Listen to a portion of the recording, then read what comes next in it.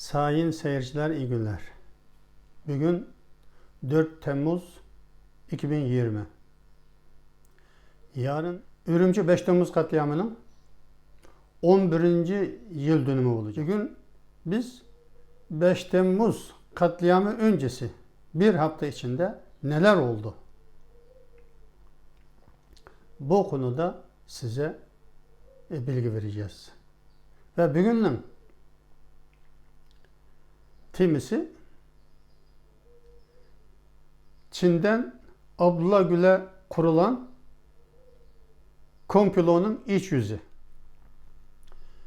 Biliyorsunuz 5 Temmuz 2009 katliamı Doğu Türkistan tarihinde misli görülmemiş büyük bir olaydır. Tarihi bir katliamdır. Sayın 11. Cumhurbaşkanı Abdullah Gül'e ve Türkiye Cumhuriyeti'ne Çin komplo kurdu dedik. Bu komplolar bugün de devam ediyor. Yani Türkiye'ni tüm Doğu Türkistan'da cereyan eden her işe ilişkilendiriyor Çinliler.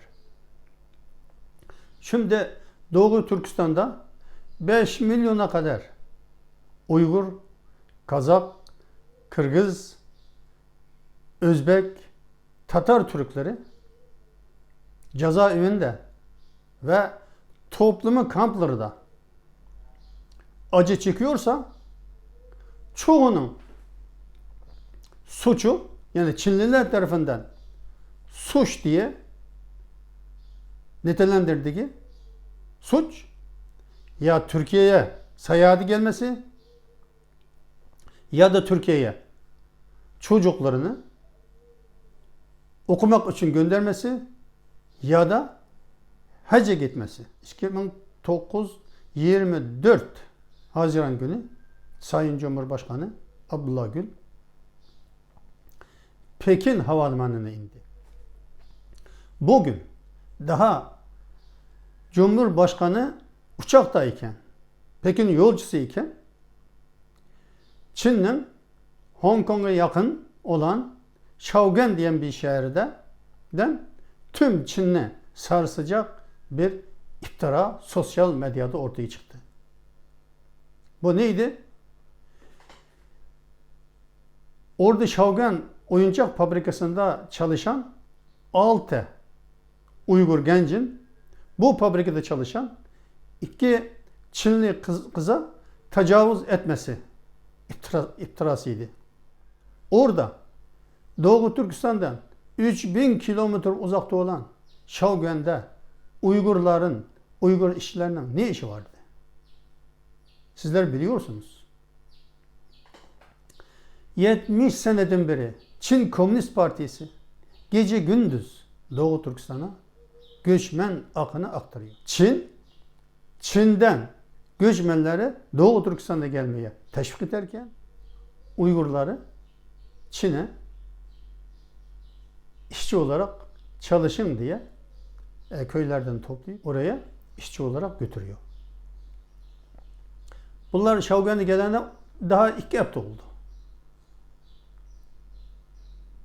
Ama onlar gelir gelmez böyle bir büyük iftira tam Türkiye Cumhurbaşkanı Sayın Abdullah Gül'ün Pekin'e ineceği gün ortaya çıkıyor ve Çin toplumunu Uygur toplumuna karşı öfkelendiriyor Haziranlarda. 26 Haziran Türkiye ile Çin arasında 7 büyük ticari anlaşma yapıldığını Xinhua Ajansı yayınlıyor, haber veriyor. Ama bu haberlere fazla dikkat çeken olmuyor. 26 Haziran Türk iş adamlarına ve Sayın Cumhurbaşkanı'na Çinli yetkililer, iş adamları büyük yemek ziyafeti verirken Şaogen'de o akşam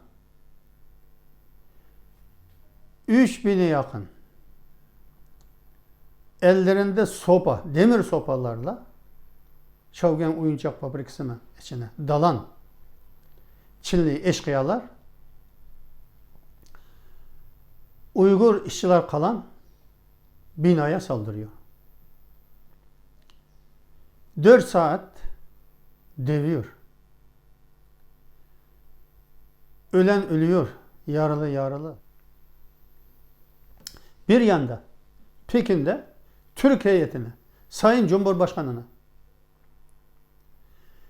çok muhteşem sofra hazırlayıp yemek ziyafeti verirken Çinliler bir yanda onlarının kardeşi olan Uygurlara 3000 kişinin nereden toplasa toplayıp bu işgalleri saldırtırıyor. Oradaki masum işçilere. Böylece 27 Haziran sabahı Çin'in Xinhua ajansı Şavgen olayında diyor. Yani saldırının olay diyor. Olayında 2 ölü 180 yaralı var diye haber geçti. Uygurlardan. Ama orada 450 Uygur işçi, kız erkek, bazıları ölü, bazıları yaralı. 27 Haziran Sayın Cumhurbaşkanı Çin'in tarihi şehri Xi'an'a, 28 Haziran Çin'in dünyaya açılan kapısı Şincin'a ziyarette bulunuyor. 29 Haziran Ürümçi'ye ziyareti olacak. Ama bu sırada Ürümçi'de üniversite öğrencileri 28 Haziran'da bu Şavgen katliamına karşı bir protesto gösterisi yapmaya hazırlanıyor. Çünkü Doğu Türkistan'daki Çin yetkililerinin hiçbiri ortaya çıkıp buna açıklama yapmıyor. Hiçbir şey olmamış gibi herkes kendi işini yapıyor. Ama bu konuda kimse topluma bir bilgi vermiyor. Bu yüzden öğrenciler hazırlanırken hocalar Türkiye Cumhuriyeti'nin Cumhurbaşkanı, bizim de Cumhurbaşkanımız ilk defa Ürümçi'ye geliyor. Daha önce merhum Turgut Özal,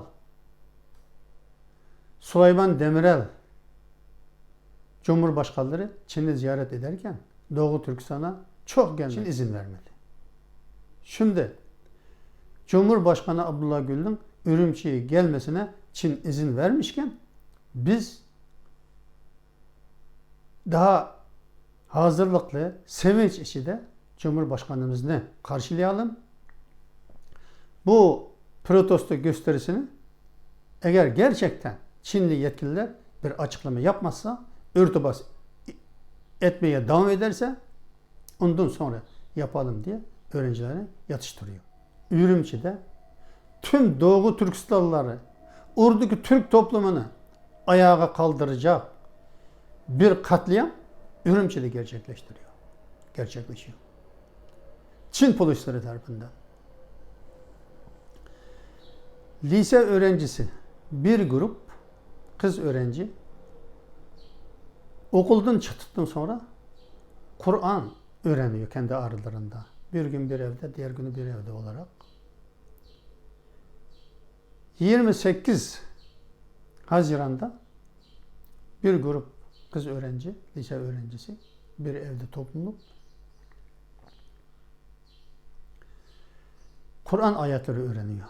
Bir ihbar üzerine Çin polisi eve baskın yapıyor ve kurşun yağmuruna tutarak tüm kız öğrencilerini katlediyor. Terör baskını diye bunu öyle lanse ediyor ve toplumdan gizliyor. Ama çok hızlı dağılıyor bu katliam olayı. Bu ateş üzerine benzin dökmüş gibi çok büyük öfkeye, çok büyük galyana neden olmaktaydı Doğu Türkistan'da öğrencileri. Bu aslında Sayın Cumhurbaşkanı'nın Ürümçi'ye gelmesini engellemek ya da Ürümçi'ye gelse de bunu Türkiye'ye ilişkilendirerek bu bir ayaklanmayı, bu bir isyanı böyle büyük katliamını gerçekleştirip Türkiye'nin ikinci bir defa Doğu Türkistan Uygur demekten vazgeçtirmek için bu tahrik edici katliamını biri Şavgön'de, biri Ürümçi'de gerçekleştirdi. Ama kimse bir taşkınlık yapmadı.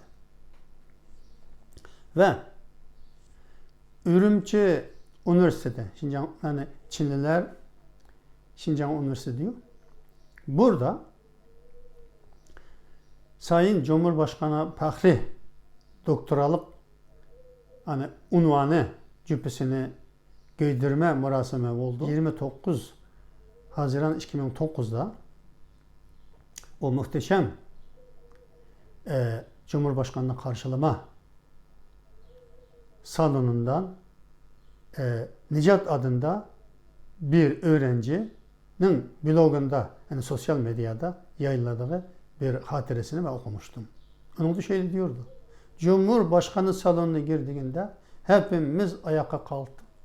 Alkış, alkış, alkış. Cumhurbaşkanı sahneye geldi. Gene alkış durmadı. Mikrofon önüne geldi. Kardeşlerim dediğinde alkış durdu. Sanki sinek uçarsa duyulacak şekilde bir sükunet aldı salonda. Konferans salonunda.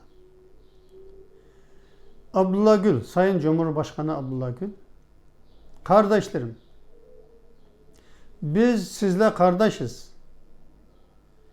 Ben sizi seviyorum. Türkiye sizi seviyor dediğinde tekrar tüm konferans salonu ayağa kalktı. Tekrar alkışladı. Alkışlar durmadı. Gözlerimden çeşme gibi yaşlar aktı. Sağa baktım, sağımdakilerden de gözleri yaşlıydı, alkışlıyordu. Sola baktım, onların da gözleri yaşlıydı. Biz böyle bir heyecanlı, böyle bir sevinçli hiç görmemiştik. Tarihte yaşamamıştık bu heyecanla diye yazıyor. Önemli mesele Cumhurbaşkanı'nın, Türkiye Cumhurbaşkanı'nın ilk Doğu Türkistan ziyaretini zehir etmek. Bunu hem Doğu Türkistanlılara hem Türkiye için bir ders olarak göstermek, bir katliamını gerçekleştirmek için bu komplonu kurmuştu. Ama Uygur toplumunun, mezlum Doğu Türkistan halkının sağduyusuyla ve Sayın Cumhurbaşkanı Abdullah Gül'e, Türkiye Cumhuriyeti'ne, Anadolu insanına olan sevgi ve saygısı yüzünden sağduyuyla bu günlerini geçirdi. Ve Cumhurbaşkanı'nı Türkiye'ye yolculuk etti. 5 Temmuz olayı konusunda sizlere ondan önce Sayın Abdullah Gül gittikten sonra Çinliler katliama adım adım nasıl hazırladı? Bu konularda sizlere belgelerle yarın ve ondan sonraki videolarda daha detaylı bunların iç yüzünü anlatmaya çalışacağım. Şimdilik hoşça kalın diyorum.